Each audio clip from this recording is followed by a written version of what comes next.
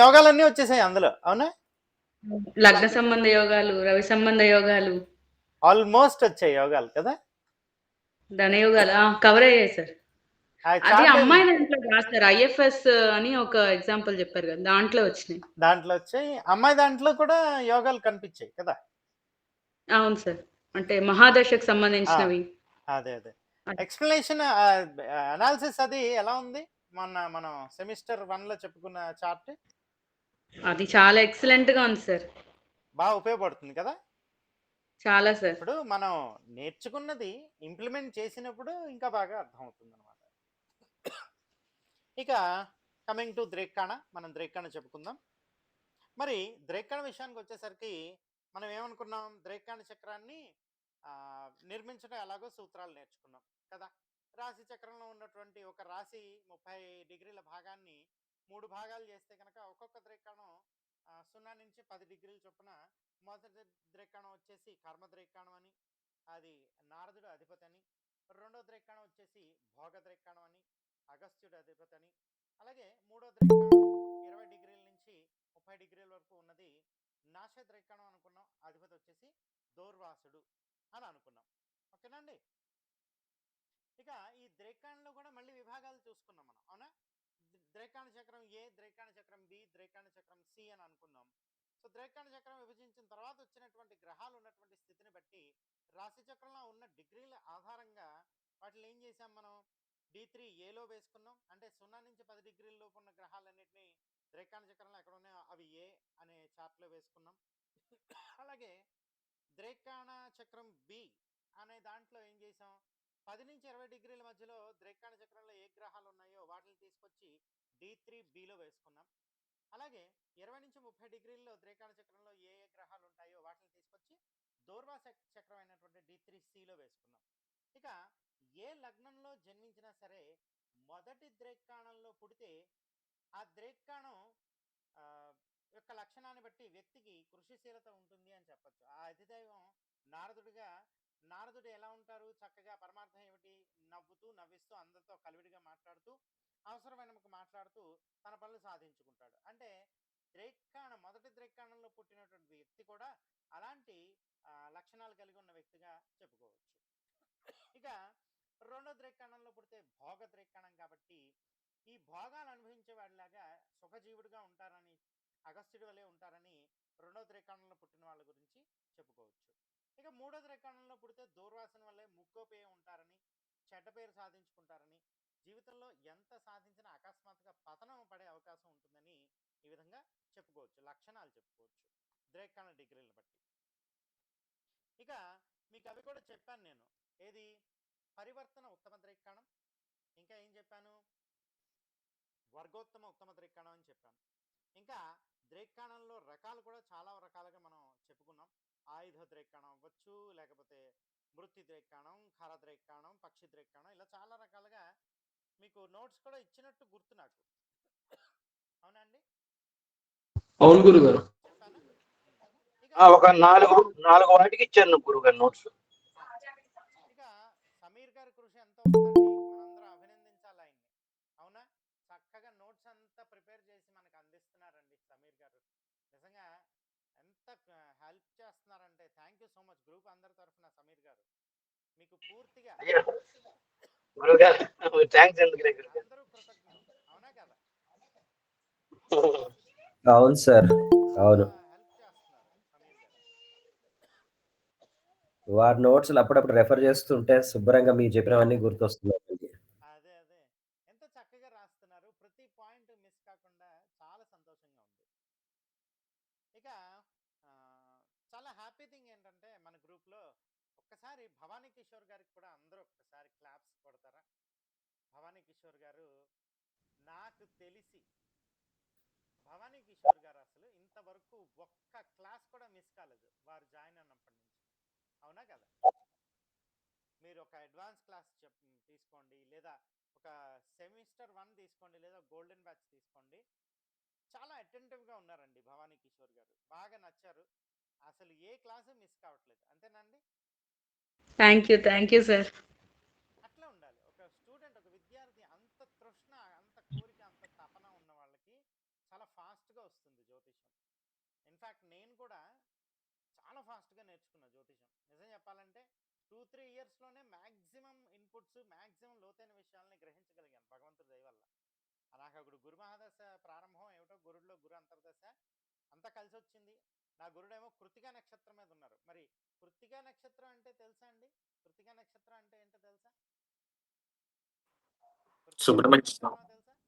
సుబ్రహ్మణ్య స్వామి నక్షత్రం. సుబ్రహ్మణ్య స్వామి నక్షత్రం. అలాగే కృత్తిక అగ్ని నక్షత్రం. అవునా?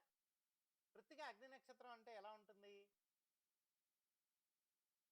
ఒక్కసారి మంట చెలరేగితే ఎలా ఉంటుంది? ఎంత ఫాస్ట్గా అంటుపోతుంది. అవునా? కృత్తిక అవును గురుగారు. చాలా ఫాస్ట్గా. సో ఇక్కడ మీకు చెప్పొచ్చేది ఏంటంటే కృత్తికకి అధిపతి సుబ్రహ్మణ్యేశ్వర స్వామి. సుబ్రహ్మణ్యేశ్వర స్వామి మరి ఒక రాక్షస సంహారం చేయాల్సి వచ్చింది. మరి ఆ సంహారం చేయాల్సినటువంటి రాక్షసుడు చాలా తెలివైనవాడు. ఆయన సంహారం చేయాలంటే అంతకు మించిన తెలివితేటలు సుబ్రహ్మణ్య స్వామి నేర్చుకోవాల్సి ఉందన్నమాట. అందుకని సుబ్రహ్మణ్య స్వామి ఏం చేశారంటే ఒక గురువు దగ్గరికి వెళ్ళి కేవలం 6 రోజుల్లో మొత్తం విద్యను నేర్చుకున్నారు. అంటే కృత్తిక అనేటువంటి నక్షత్రంలో విద్య చాలా ఫాస్ట్గా వస్తుంది అని అంటారనమాట. సో ఆ విధంగా గురుడు కృత్తిక నక్షత్రం మీద ఉన్న వాళ్ళు చాలా ఫాస్ట్గా గ్రాప్ చేస్తారు, సబ్జెక్ట్ని చాలా ఫాస్ట్గా పట్టేస్తారనమాట. ఆ విధంగా గురుడు కృత్తిక నక్షత్రం ఎవరికున్నా సరే ఎడ్యుకేషన్ విషయంలో చాలా ఫాస్ట్గా నేర్చుకుంటారు. అది మీరు గమనించండి. లకిలీ నా జాతకంలో కృత్తిక మీదే ఉన్నారు గురుడు. అందుకే గురుమహాదశ రాగానే చాలా ఫాస్ట్గా జ్యోతిషం నేర్చుకున్నాను నేను. అన్ని విధాలా కలిసి వచ్చింది, అన్నీ కలిసి వచ్చాయి. నేను కృషి బాగా చేశాను. భగవంతుడి దయ వల్ల మీ ముందు ఒక ఉపాధ్యాయుడిగా ఈ రోజున నిలబెట్టారు అమ్మవారు. చాలా సంతోషమైన విషయం, అది చాలా హ్యాపీగా ఉంది. ఇక కమింగ్ టు ద్రేక్కాణ విషయానికి వచ్చేసరికి, ద్రేక్కాణ చక్రంలో మనం కొన్ని ఫలిత విశేషాంశాలు ఫాస్ట్గా చెప్పేస్తాను, తర్వాత మీకు నేను నోట్స్ ఇస్తాను. ఓకే, చూడండి. ద్రేక్కాణ చక్ర లగ్నాధిపతి కనుక బుధుడు కానీ, గురుడు కానీ, శుక్రుడు కానీ, చంద్రుడు కానీ, అంటే నైసర్గిక అశుభులు ఒకరైతే కనుక ఆయన అలాంటి జాతకుడు అదృష్టవంతుడు, తెలివైనవాడు, మంచివాడు. అలాగే తన సోదరులతో చక్కని సంబంధ బాంధవ్యం కలిగి ఉన్నవాడు అవుతాడనమాట. అలాగే ద్రేక్కాణ చక్ర లగ్నాధిపతి కనుక రవి, కుజ, శనుల్లో ఒకరైతే మాత్రం ఆ వ్యక్తి క్రూరుడు, పిసినారి, నీతి నియమాలు లేనివాడు అవుతారు. ఇక ద్రేక్కాణ చక్ర లగ్నాధిపతి రాశిలోను, ద్రేక్కాణంలోను స్వస్థానం లేదా ఉచ్చస్థానంలో ఉంటే, లేదా మిత్రక్షేత్రాల్లో ఉంటే, శుభదృష్టి కలిగి ఉంటే జాతకుడు సోదరులు దీర్ఘాయుర్దాయం కలిగి ధనవంతులు కలవారవుతారనమాట. ఇక రాశి చక్రంలోని 3, 11 అధిపతులు ద్రేక్కాణ చక్రంలో స్వస్థానం, ఉచ్చ, మిత్రక్షేత్రాల్లో ఉంటే జాతకుడు మంచి ఆరోగ్యం, సంపద కలిగి తన సోదరీలతో అభిమానాలు, ప్రేమాభిమానాలు పొందుతాడు. ఇక్కడ ఇంకొక విషయం మీకు చెప్పాలి. ద్రేక్కాణ చక్రంలో చంద్రుడు ఉండే రాస్యాధిపతి లక్షణాలు ఆ వ్యక్తికి ఉంటాయి. ఈ పాయింట్ కూడా మీరు గ్రహించాలి. చెప్పండి, ఏంటి పాయింట్ ఏంటి? ద్రేక్కాణ చక్రంలో చంద్రుడు ఏ రాశిలో ఉంటే ఆ రాశ్యాధిపతి లక్షణాలు ఆ వ్యక్తికి ఉంటాయి. ఫర్ ఎగ్జాంపుల్ చంద్రుడు ధనస్సు రాశిలో ఉన్నారు, అప్పుడు ఎలాంటి లక్షణాలు కలిగి ఉంటాడు వ్యక్తి? అంటే గురు లక్షణాల గురుగారు. ఆ ద్రేక్కాణ చక్రంలో చంద్రుడు ఉన్న రాస్యాధిపతి యొక్క లక్షణాలు కలిగి ఉంటాడు. ఈ పాయింట్ మీరు ఎప్పుడైనా జాతకాల మీద అబ్జర్వ్ చేసి చూడండి. ఓకేనా? అలాగే తృతీయ లాభభావాలకు కారకుడైన కుజ, గురువులు ద్రేక్కాణ చక్రంలో బలంగా, అంటే స్వక్షేత్ర, ఉచ్చక్షేత్ర, మిత్రక్షేత్రాల్లో ఉంటే ఆరోగ్యం, సంపద, సోదరీలతో ప్రేమాభిమానాలు కలవాడు అవుతాడు. ఇక ద్రేక్కాణ చక్ర లగ్నాధిపతి రాశి చక్రంలో స్వస్థానం లేదా ఉచ్చలో లేదా మిత్రక్షేత్రంలో ఉంటే జాతకుడు ధనికుల ఇంట్లో జన్మనెత్తిన వాడు అవుతారు. అలాగే నీచలో ఉంటే రాశి చక్రంలో నీచలో ఉంటే పేదవాళ్ళ ఇంట్లో పుట్టినవాడు అవుతాడు. ఇక మొదటి ద్రేక్కాణంలో ఉన్న గ్రహం ఆ గ్రహదశ యొక్క మొదటి భాగం యోగిస్తుంది. రెండవ ద్రేక్కాణంలో ఉన్న గ్రహం ఆ గ్రహదశ యొక్క రెండవ భాగంలో యోగిస్తుంది. ఇక మూడో ద్రేక్కాణంలో ఉన్న గ్రహం ఆ గ్రహ యొక్క మూడో దశ భాగంలో యోగిస్తుంది. అంతరదశలకు కూడా ఇదే విధంగా సూత్రం వర్తిస్తుంది. ఉదాహరణకు రవి 6 సంవత్సరాలు ఉన్నారు అనుకుంటే కనుక రవి కనుక రాశి చక్రంలో మొదటి ద్రేక్కాణంలో, అంటే ఏంటి, 0 నుంచి 10 డిగ్రీల లోపల ఉంటే దాన్ని 3 భాగాలుగా చేస్తే 3 రోజులు 6 సంవత్సరాలు. కాబట్టి మొదటి 2 సంవత్సరాలు ఆ రవిదశ యోగిస్తుంది. ఒకవేళ రెండో ద్రేకాణంలో ఉంటే 3, 4 సంవత్సరాలు యోగిస్తాయి. ఒకవేళ రవి మూడో ద్రేకాణంలో ఉంటే కనుక 5-6 సంవత్సరాల్లో యోగాన్ని ఇస్తారనమాట. ఇక ద్రేకాణ చక్ర లగ్నాధిపతి నీచపడిన, ద్రేకాణ చక్రంలో 6, 8, 12లో ఉన్న క్రూర గ్రహాలతో కలిసిన చూడబడిన అనారోగ్యం, మానసిక సమస్యలు, దుఃఖము ఉంటాయి. చంద్రుడు ద్రేకాణ చక్రంలో ఇది చూడండి, ఏ రాశిలో ఉంటే ఆ రాశ్యాధిపతి గుణాలు, లక్షణాలు ఆ వ్యక్తికి ఉంటాయి. చంద్రుడు ద్రేకాణ చక్రంలో స్వస్థానం లేదా ఉచ్చలో ఉంటే జాతకుడు అందగాడు, గుణవంతుడు అవుతారు. అలాగే చోర ప్రశ్న అడిగినప్పుడు అప్పటి లగ్నం ఏ ద్రాకాణంలో ఉంటే ఆ ద్రేకాణాధిపతి ఆకారం, రంగు గల దుస్తులు గల దొంగ ధరిస్తాడు. ప్రశ్న గురించి పూర్తిగా తెలుసుకోవడానికి ఇంకా వేరే పుస్తకాలు ఉన్నాయి. అలాగే ఎంఏ వాళ్ళకి 3rd సెమిస్టర్లో ప్రశ్న గురించి చాలా ఇన్ఫర్మేషన్ ఉంది. అది సెపరేట్గా ఒక పేపరే. ఇక ద్రేకాణ చక్రం ద్వారా మరణహేతువు తెలుసుకోవడం ఎలా అంటే కనుక, శని 22వ ద్రేకాణాధిపతి రాశికి 1, 5, 9లో సంచారం చేస్తుండగా జాతకుడికి మరణతుల్య సమస్యలు రావచ్చు. జన్మరాశి చక్రంలో శని ఉన్న ద్రేకాణాధిపతి మరణహేతువుని నిర్ణయిస్తారు. శని ఉన్న ద్రేకాణాధిపతి యొక్క ఫలితాలు ఎలా ఉంటాయంటే, ఒకవేళ రవి యొక్క ద్రేకాణంలో శని ఉంటే జ్వరం మరణహేతు అవుతుంది. శని చంద్రుడి యొక్క ద్రేకాణంలో ఉంటే మెదడులో రోగం, జలంలో మునిగి మరణించడం, జలోధర వ్యాధులు ఉంటాయి. ఇక శని కనుక కుజ ద్రేకాణంలో ఉంటే వ్రణములు, అశ్రి ప్రమాదాలు, విద్యుద్ఘాతాల ద్వారా మరణం సంభవించవచ్చు. ఒకవేళ శని బుధ ద్రేకాణంలో ఉంటే శ్వాసకోశ సంబంధిత వ్యాధులతో మరణించవచ్చు. ఇక గురుడు యొక్క ద్రేకాణంలో శనేశ్వరుడు ఉంటే పచ్చకామర్లు, లివర్ చెడిపోవడం లాంటి సమస్యలు ఉంటాయి. ఒకవేళ శని శుక్ర ద్రేకాణంలో ఉంటే మూత్రపిండాల వ్యాధి, ఆర్థిక సమస్యలతో ఆత్మహత్య ఇలాంటి సమస్యలు ఉంటాయి. ఒకవేళ శని ద్రేకోణంలోనే ఉంటే ఎముకలు విరుగుట లాంటి సమస్యలు ఉంటాయి. శని ఉన్న ద్రేకాణాధిపతి రాహుతో కలిసి ఉంటే విషప్రయోగం జరుగుట వలన, విషం రింగుట వల్ల, కడుపులో సూక్ష్మజీవులు ప్రబలట వల్ల మరణం కలగవచ్చు. శని ఉన్న ద్రేకాణాధిపతితో కేతు కలిసి ఉంటే సరైన చికిత్స లభించక రోగం కనుక్కోవడంలో వైఫల్యం ఉంటుంది. ఇక ద్రేకాణ చక్రంలో ద్రేకాణాధిపతి నీచలో ఉన్న, 6, 8 యాక్సెస్లో ఉన్న యాక్సిడెంట్ల వల్ల మరణం జరుగుతుంది. 22వ ద్రేకాణాధిపతినే కరణ ద్రేకాణాధిపతి అని కూడా అంటారు. ఆ గ్రహ దశలో మరణతుల్య సమస్యలు వస్తాయి, మారకం జరిగే అవకాశం కూడా ఉంది. ఓకేనా అండి? ఈ విధంగా ద్రేకాణ చక్రానికి సంబంధించిన అనారోగ్య కారకాలు అవ్వచ్చు, ఫలితాలు అవ్వచ్చు చెప్పుకోవచ్చు. 10 డిగ్రీల్లో ఉంటే అక్కడి నుంచి దాని యొక్క అష్టమ స్థానంలో ఉన్నటువంటి గ్రహ ద్రేకాణంలో ఉన్నట్టు. ఓకే, అర్థమైందండి. Thank you. ఇందాక ఈ 22వ ద్రేకాణం అనేది మీరు ఒక లగ్నానికి చూడొచ్చు, ఒక గ్రహానికి చూడొచ్చు, ఎలాగైనా చూడొచ్చు. నేను రెండు చెప్తా. సపోజ్ ఒక లగ్నం చెప్పండి. మకర లగ్నం గురువు గారు. ఈ లగ్నం ఉన్న డిగ్రీ చెప్పండి. ఎంతో అంత డిగ్రీ చెప్పండి. 14 డిగ్రీలు గురువు గారు. 14 డిగ్రీల్లో లగ్నం పడింది అంటే ఈ లగ్నానికి 22వ ద్రేకాణాధిపతి ఎవరవుతారంటే, ఇక్కడ నుంచి అష్టమ స్థానం అయితే కనుక 0 నుంచి 10 డిగ్రీలు, అక్కడి నుంచి 2వ ద్రేకాణం అంటే ఇక్కడ నుంచి 5వ స్థానం. అప్పుడు ఈ మకర లగ్నం 14 డిగ్రీల వాళ్ళకి 22వ ద్రేకాణాధిపతి ఎవరవుతున్నారు?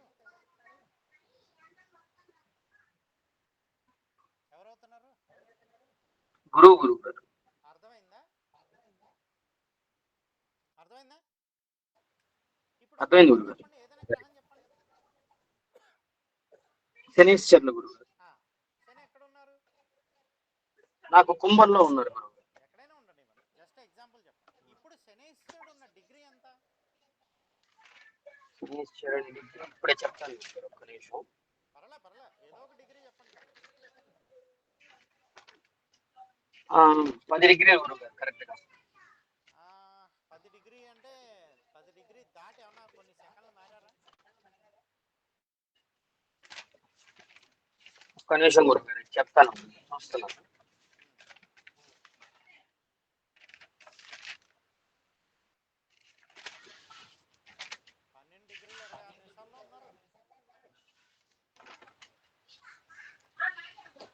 నాకా గురుగారు?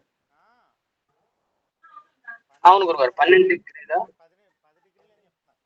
ఓకే, ఇప్పుడు శనేశ్వరుడు యొక్క 22వ ద్రైకాణాధిపతి ఎవరు?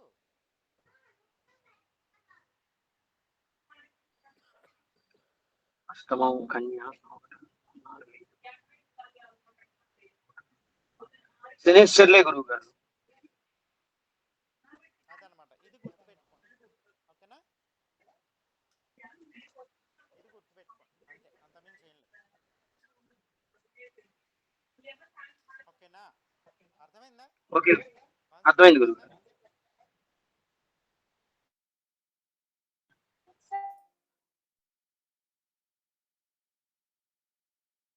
ఆ, చూడండి, వైద్య జ్యోతిష్యంలో కూడా ద్రైకాణ చక్రం ద్వారా వచ్చే అనారోగ్యాలు గుర్తించే అవకాశం ఉంటుందన్నమాట. అసలు ముందు వైద్య జ్యోతిష్యంలో అసలు ఫస్ట్ మన శరీర భాగాలు ఇవన్నీ తెలియాలి. అసలు వైద్యం లేదా అనారోగ్యం అసలు ఎప్పుడు వస్తుంది? అసలు ఆరోగ్యం మహాభాగ్యం కదా. ఆరోగ్యంగా ఉంటేనే చక్కగా ఉంటాం మనం. మనం ఆరోగ్యం అనేది దేని మీద ఆధారపడి ఉంటుంది? మనసు మీద ఆధారపడి ఉంటుంది. మన మనస్సు చక్కగా, ఆలోచనలు మంచిగా ఉంటే ఎలాంటి అనారోగ్యం ఉండదు కదా, అంతా బాగుంటుంది. చక్కగా మనస్సు ప్రశాంతంగా, నిర్మలంగా ఉంటే మన శరీరంలోని అన్ని వ్యవస్థలపై మంచి ప్రభావం ఉంటుంది కాబట్టి అనారోగ్యానికి గురవ్వరు. సో ఆరోగ్యకరమైన వ్యక్తి తనకు తానుగా ఉపయోగపడుతూ సమాజానికి కూడా ఉపయోగపడుతూ ఉంటారు. వ్యక్తుల జాతకాలను అనుసరించి రాబోయే వ్యాధులు, నివారణ చర్యలను తెలుసుకునే విధానాన్ని వైద్య జ్యోతిషం అంటారు. ముందుగానే వ్యక్తి జాతకాన్ని పరిపూర్ణంగా చర్చించి కర్మదోషాలు ఏర్పడకుండా అనేక పరిహార ప్రక్రియలు చేసే విధానాన్ని జ్యోతిర్వైద్యం అంటారు. స్క్రీన్ కనిపిస్తుందా అందరికీ? కనిపిస్తుంది గురువు గారు. కనిపిస్తుంది. చూడండి, శరీరం పంచభూతాత్మకమైనది. శరీరంలో ముఖ్యమైనటువంటివి ఏంటంటే వాత, పిత్త, కఫ. కఫం అన్నమాట. కఫం అంటే శ్లేష్మం. ఇవే ఉంటాయి. అప్పట్లో ఈ వాత, పిత్త, కఫాదుల మీదుగానే అనారోగ్యం ఎక్కడొచ్చింది, వాతకు సంబంధించిన అనారోగ్యమా, పిత్త సమస్యల, కఫ సమస్యల అన్నవి గుర్తించి దాన్ని బట్టి చికిత్స ఇచ్చేవారు వైద్యులు. శరీరంలో సప్తధాతువులు ఉంటాయి.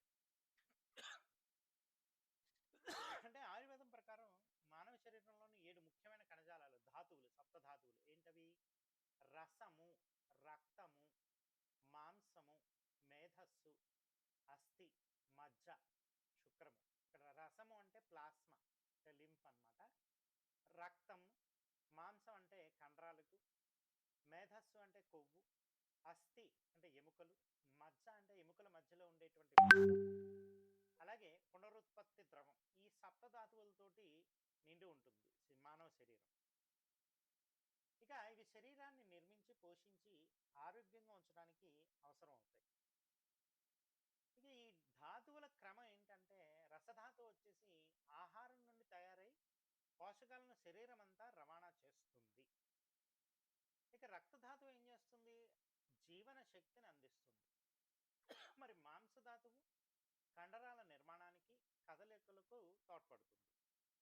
ఇక మేధధాతువు వచ్చేసి శరీరానికి శక్తిని, కొవ్వుని అందిస్తుంది. ఇక అస్థిధాతువు ఏం చేస్తుంది? ఆకృతిని, ఆధారాన్ని ఇస్తుంది, అంటే ఎముకలు అన్నమాట. ఇక మజ్జధాతువు ఏం చేస్తుంది?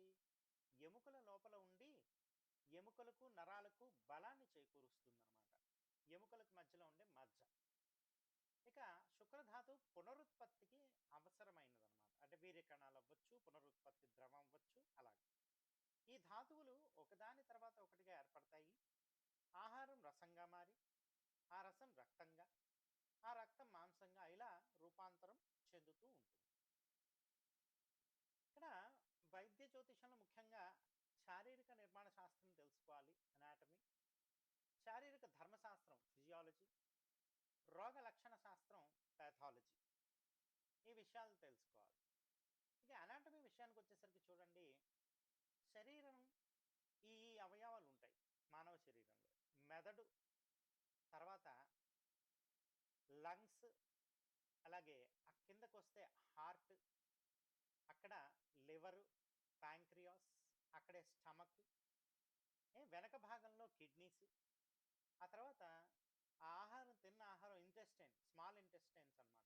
అంటే చిన్న ప్రేగుల్లో అరుగుదలయ్యి ఇక వ్యర్థ పదార్థాలు అనేటువంటివి పెద్ద ప్రేగుల ద్వారా బయటికి వెళ్ళిపోతుంది.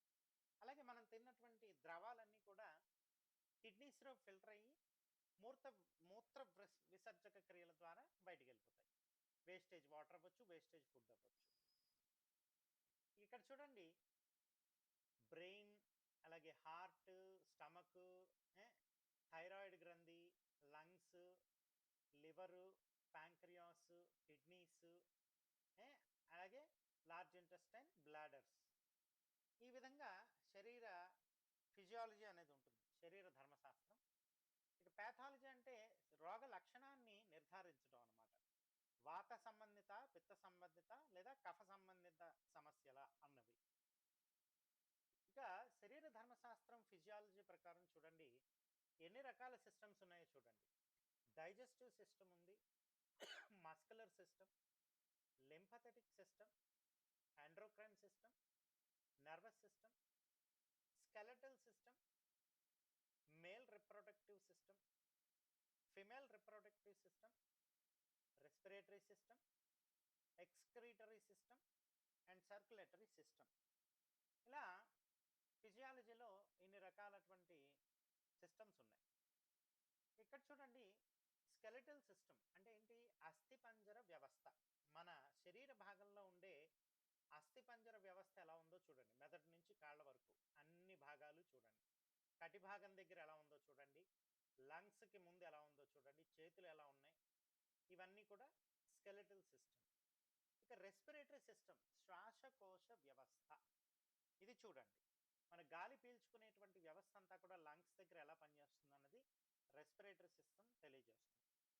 ఇక మూత్ర వ్యవస్థ అంటే కిడ్నీస్ ద్వారా వేస్టేజ్ వాటర్ ఫిల్టర్ అయ్యి బయటికి పోవడాన్ని ఈ రెనాల్ సిస్టమ్, ఎక్స్క్రీటరీ సిస్టమ్ తెలియజేస్తుంది. ఇక నర్వస్ సిస్టమ్కి వచ్చేసరికి నాడీ వ్యవస్థ అంటే మొత్తం నాడులన్నీ కూడా కనెక్టివిటీ ఎక్కడి నుంచి ఉంటాయి, ఇది వెనకాల ఉన్నటువంటి వెన్నుపూసలోంచి వెళ్తూ ఉంటాయండి ఈ నాడులన్నీ కూడా. అలాగే ప్రసరణ వ్యవస్థ, ఇది సర్క్యులేటరీ సిస్టమ్ అనమాట. అంటే ఇప్పుడు మనం తిన్న ఆహారం ఏమవుతుంది? జీర్ణించబడుతుంది, డైజెస్టివ్ సిస్టమ్. అంటే జీర్ణించబడి ఒక్క నిమిషం ఉండండి.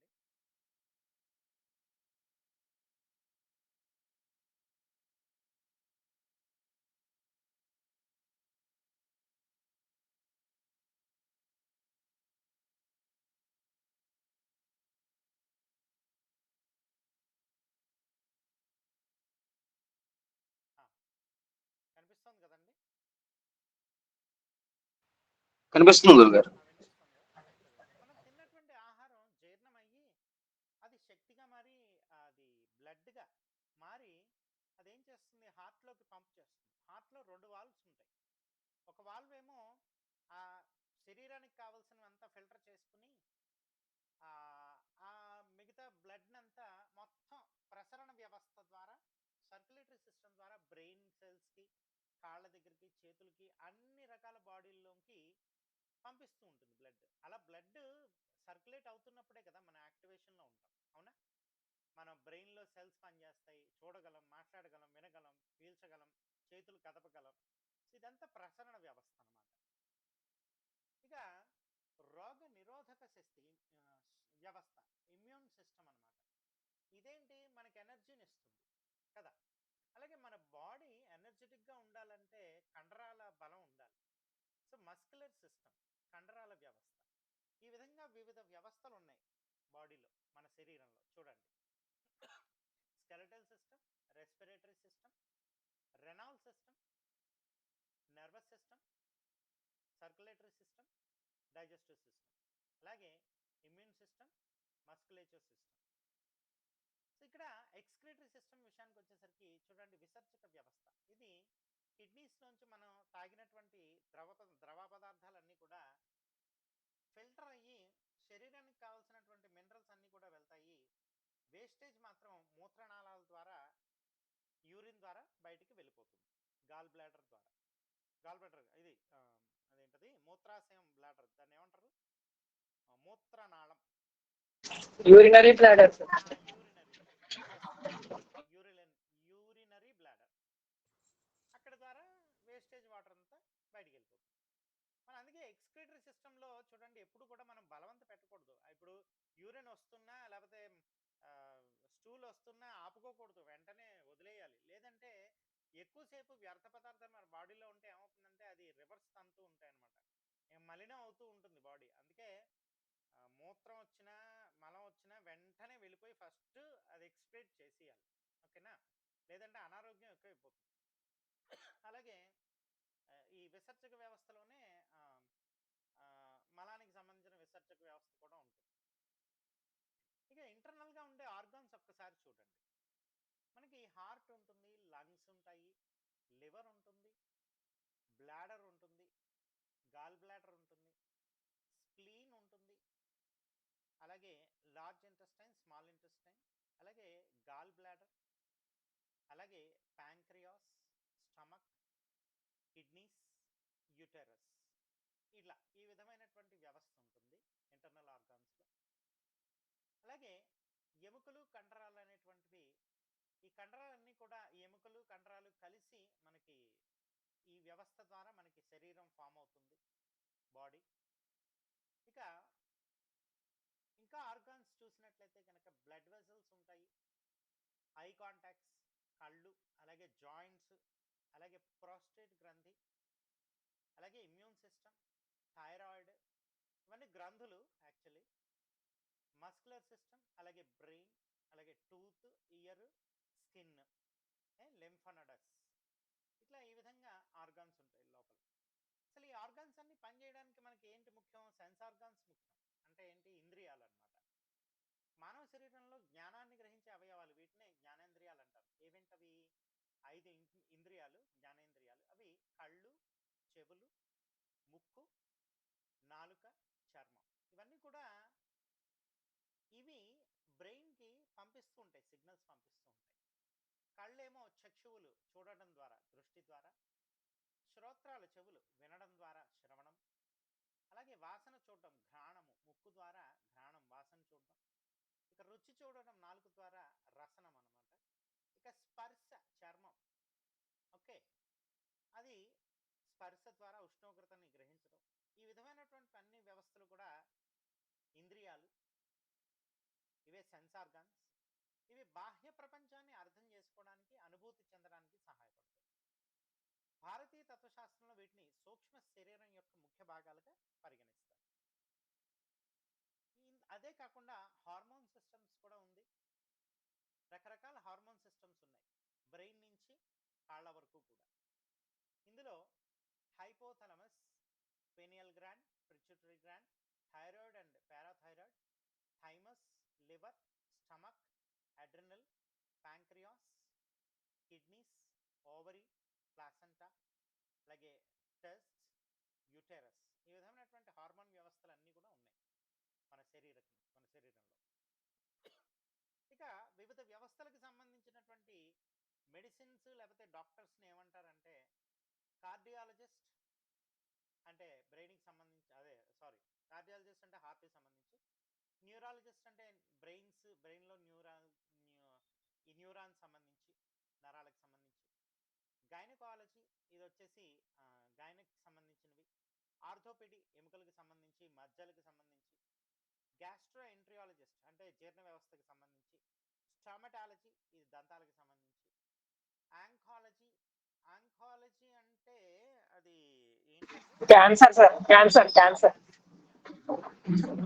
డెర్మటాలజీ అంటే చర్మానికి సంబంధించింది, అలాగే ఎండోక్రినాలజీ అంటే థైరాయిడ్ సంబంధించింది, అంతేనండి. అలాగే యూరాలజీ అంటే కిడ్నీకి సంబంధించింది, అలాగే ఇంటర్నిస్ ఇవి లంగ్స్ సంబంధించి, ఇమ్యూనాలజీ అంటే ఇమ్యూన్ సిస్టమ్ సంబంధించి, ల్యాబొరేటరీ అంటే అన్ని రకాల టెస్టులు, ఇక ఎమర్జెన్సీ అంటే అర్జెంట్ ఎమర్జెన్సీ అన్నమాట. ఇక ఆప్థమాలజీ అంటే కళ్ళకి సంబంధించి, అలాగే family medicine, family doctor, plastic surgery, అలాగే పీడియాట్రిక్స్ అంటే సంతానం, చిన్నపిల్లలు సార్. వీళ్ళకి సంబంధించి. ఇక్కడ చూడండి, ఒక్కొక్క వ్యవస్థకి ఒక్కొక్క గ్రహం ఆధిపత్యం వహిస్తుంది. సర్క్యులేటరీ సిస్టమ్ వచ్చేసి, అసలు సర్క్యులేటరీ సిస్టమ్ అంతా అంటే బ్లడ్ ఇన్లెట్ అయ్యి అవుట్లెట్ అవడం అంతా ఎక్కడ జరుగుతుంది? హార్ట్లో జరుగుతుంది, అవునా? హార్ట్లోంచి సర్క్యులేటరీ సిస్టమ్ అంతా కూడా ముందు తిన్న ఆహారం జీర్ణమయ్యి చక్కగా బ్లడ్గా మారి, ఆ బ్లడ్ వివిధ శరీర భాగాల్లోకి ప్రసరణ జరగడానికి, మరి హార్ట్ అంటే అంతటికీ కారణం ముఖ్యమైనటువంటి అసలు మన ప్రాణం నిలబడాలంటే హార్టే కదా. సో మరి హార్ట్ కారకుడు ఎవరు? గ్రహం రవి సార్. రవి. గ్రహం. కాబట్టి ఈ ప్రసరణ వ్యవస్థకు అంతటికీ కూడా రవిగ్రహం ముఖ్య పాత్ర వహిస్తుందన్నమాట. ఓకే, అలాగే జీర్ణ వ్యవస్థకు వచ్చేసరికి డైజెస్టివ్ సిస్టమ్ అంటే తిన్న ఆహారం, అందుకే ఆహారానికి కారకుడిగా చంద్రుడిని చెప్తారు.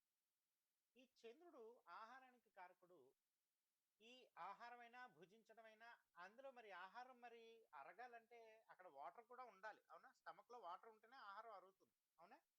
సో వాటర్ కూడా కారకుడు చంద్రుడు. కాబట్టి ఈ డైజెస్టివ్ సిస్టమ్ అంతటికీ కూడా చంద్రుడు కారకుడు అవుతారు. అలాగే మరి పుష్టి, కండర పుష్టి అంటే శక్తిని ఇచ్చేటువంటి, ఎనర్జీని ఇచ్చేటువంటి కారకుడు కుజుడు కదా. సో అందుకే ఈ కండరాల వ్యవస్థకు అంతటికీ కూడా కారకుడు కుజుడు అన్నమాట. ఇక నాడీ వ్యవస్థ, నాడులు అంటే ఏంటి? కనెక్టివిటీ. మనం బుధుడిని కమ్యూనికేటర్గా చెప్పుకుంటాం, అవునండి? బుధుడిని ఏమని చెప్తాం? కమ్యూనికేషన్ వ్యవస్థ. అంటే మేషాత్తు కాలపురుషాంగ అది కాలపురుష చక్రంలో మేషం లగ్నంగా తీసుకున్నప్పుడు 3వ భావం ఏమవుతుంది? మిథునం అవుతుంది. మిథునం అనేది కమ్యూనికేషనే కదా, అంటే వాక్యే కదా. ఒకరితో మనం ఇంకొకరితో సంబంధ బాంధవ్యాలు పెట్టుకోవడమే. అది ఏ విధమైన సంబంధమైనా అవ్వచ్చు. ఎలక్ట్రానిక్ సంబంధం అవ్వచ్చు, లేకపోతే టెలిఫోన్ కనెక్టివిటీ అవ్వచ్చు, ఇంటర్నెట్ కనెక్టివిటీ అవ్వచ్చు. ఈ విధంగా కనెక్షన్ సిస్టమ్ అంతా కూడా, నర్వస్ సిస్టమ్ అంతా కూడా బుధుడు కారకుడు. అంటే బాడీలో ఈ రక్త ప్రసరణ పైకి కిందకి, బ్రెయిన్ నుంచి కాళ్ళ వరకు ప్రసరణ జరగాలంటే దానికి ఒక ఫ్లో ఉండాలి, అవునా? ఇప్పుడు ఒక బిల్డింగ్ కట్టారు, అపార్ట్మెంట్ కట్టారు, వాటికి ఈ ఎలక్ట్రిసిటీ వైర్లన్నీ పంపించడం కోసం ముందుగానే హోల్స్, ప్లాస్టిక్ అన్ని పెట్టేసుకుంటారు వాళ్ళు. మరి ఇదంతా కనెక్షన్స్ ఎలా ఇస్తారు? అందులోంచి వైర్లు పంపిస్తారు, అవునా? ఎలక్ట్రిక్ వైర్స్ పంపిస్తారు. సో ఈ కనెక్టివిటీ అంతా ఈ బుధుడు కారకుడు అనమాట. అంటే మొత్తం కమ్యూనికేషన్ సిస్టమ్, బ్రెయిన్ నుంచి పాదాల వరకు కూడా కమ్యూనికేషన్స్, అన్నిటికీ సిగ్నల్స్ వెళ్ళడానికి మరి ఒక వైరింగ్ అనేది ఉండాలి కదా. ఆ వైరింగే బుధుడు అనమాట. ఆ నాడీ వ్యవస్థ అంతా కూడా బుధుడు. ఇక జీర్ణ వ్యవస్థ గురించి ఆల్రెడీ చెప్పుకున్నాం. ఇక్కడే గురుడు కూడా కారకుడు అవుతారు జీర్ణ వ్యవస్థకి. కొంతమేరకు గురుడు కూడా కారకుడే జీర్ణ వ్యవస్థ. చంద్రుడు గురుడు ఇద్దరిని కూడా చెప్తారు. ఎందుకంటే గురుడు అతిపెద్ద గ్రహం. మరి శరీరంలో అతిపెద్ద అవయవం ఏదండి మన శరీర భాగంలో? ఏమండి? లివర్.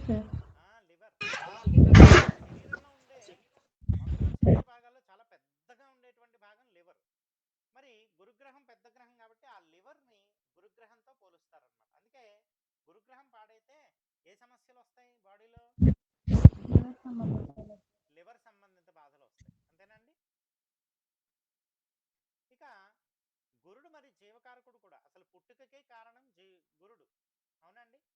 సో మరి పుట్టుక ఎలా వస్తుంది? రిప్రొడక్టివ్ సిస్టమ్ ద్వారా వస్తుంది. ఇక్కడ శుక్రుడు కూడా కారణం అవుతారు. సో కాబట్టి ఈ గురుడే మళ్ళా మెదడుకి కారకుడు అవుతారు, అలాగే లివర్కి కారకుడు అవుతారు, క్లోమ గ్రంథులకి, ప్రత్యుత్పత్తికి కూడా గురుడే కారకుడు అవుతారు అనమాట. ఈ విధంగా చూసుకున్నట్లయితే ఈ పిత్తాశయం అవ్వచ్చు, క్లోమ గ్రంథి అవ్వచ్చు, అలాగే హ్యూమన్ రిప్రొడక్టివ్ సిస్టమ్ అవ్వచ్చు, బ్రెయిన్ అవ్వచ్చు, లివర్ అవ్వచ్చు, వీటన్నిటికీ కూడా గురుడు కారకుడు అవుతారు.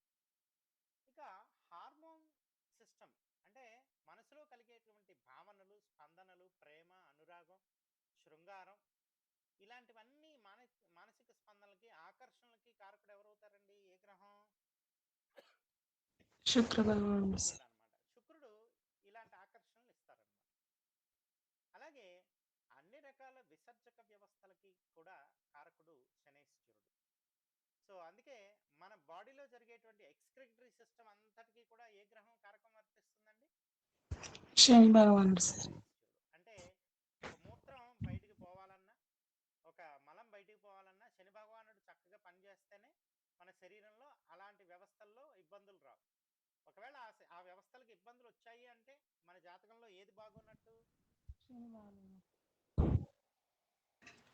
శనైశ్వరుడు యొక్క స్థితి సరిగ్గా లేకపోతే ఈ సమస్యలు వస్తాయి. అలాగే ఏ గ్రహం బాగోకపోతే ఆ గ్రహానికి సంబంధిత అనారోగ్య సమస్యలు వస్తూ ఉంటాయి అన్నమాట. ఓకే, ఇక కాలపురుషాంగాల్లో చూసుకున్నట్లయితే కనుక మేషం నుంచి మీనం వరకు కూడా రాశులకి ఆపాదించినప్పుడు మేషం తలభాగం అవుతుంది, వృషభం కళ్ళు, గొంతు, మిథునం భుజాలు, చేతులు, ఛాతీ పైభాగం, కర్కాటకం ఛాతీ ఊపిరితిత్తులు గుండె అవుతుంది. సింహం ఉదర భాగం అందరి భాగాలు. అలాగే కన్య జీర్ణ వ్యవస్థ ప్రేవులు. తుల వచ్చేసి పొత్తి కడుపు అందరి భాగాలు. వృశ్చికం జనేంద్రియాలు రహస్య అవయవాలు. ఇక ధనస్సు తొడల భాగం పిరుదుల భాగం. మకరం వచ్చేసి మోకాళ్ళు అందరి భాగాలు అవుతాయి. కుంభం వచ్చేసి పిక్కలు చీలమండలు. మీనం వచ్చేసి పాదాలు అందరి భాగాలు అవుతాయి అన్నమాట. ఒకసారి చూడండి కాలపురుషాంగాలు చూడండి ఎక్కడెక్కడ ఏమి ఉన్నాయి ఎవరైనా చెప్పండి. మేషంలో ఏం కనిపిస్తుంది?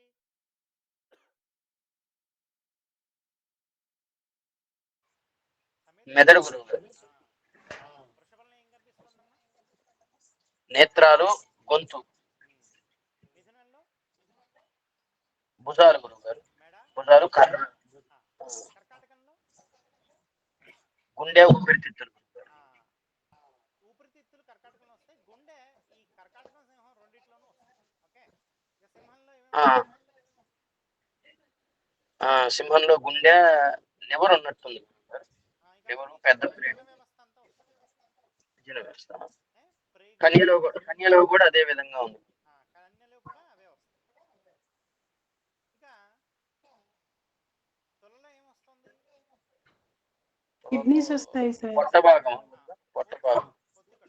ఈ కిడ్నీస్ కడుపు. అనేవి ఇక్కడ వస్తాయండి. ఇక్కడ కన్యలో వస్తాయి. కన్యలో వస్తాయి. ఓకే. పొత్తి కడుపు వచ్చేసి తులలో వస్తుంది. ఇంకా మేషాత్తు సీక్రెట్ హౌస్ కదా వృశ్చికం, అవునా? వృశ్చికం అనేది రిప్రొడక్టివ్ సిస్టమ్. రహస్య స్థావరాలు కాబట్టి బాడీలో కూడా రహస్యంగా ఉండేటువంటి శరీరాంగాలు అన్నమాట. ఇక్కడ వృశ్చికంలో మేల్ ఫీమేల్ యొక్క రహస్య అంగాలు. Reproductive system. ఇంకా ధనుస్సు వచ్చేసి ఏమొస్తుంది? తొడలు, పిరుదులు. అలాగే మకరం ఏమొస్తుంది? మోకాళ్ళు, ఎముకలు. అలాగే కుంభం ఏమొస్తుంది? పిక్కలు. కాలి పిక్కలు. కాలి పిక్కలు. మీనం ఏమొస్తుంది? పాదాలు గురువు.